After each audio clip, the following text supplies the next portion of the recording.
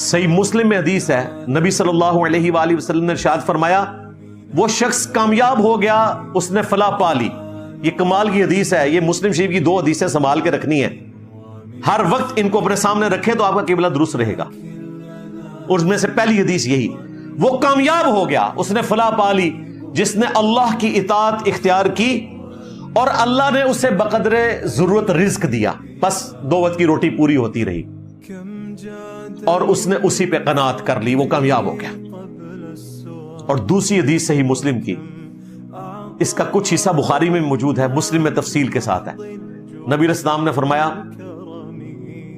کہ ہمیشہ اپنے سے سٹیٹس میں نچلے والے لوگوں کو دیکھو، شکل و صورت میں، مال میں، یوں تمہیں اللہ تعالیٰ کی نعمتوں کے اوپر شکر کرنا نصیب ہوگا، ورنہ ناشکری کی زندگی گزارو گے۔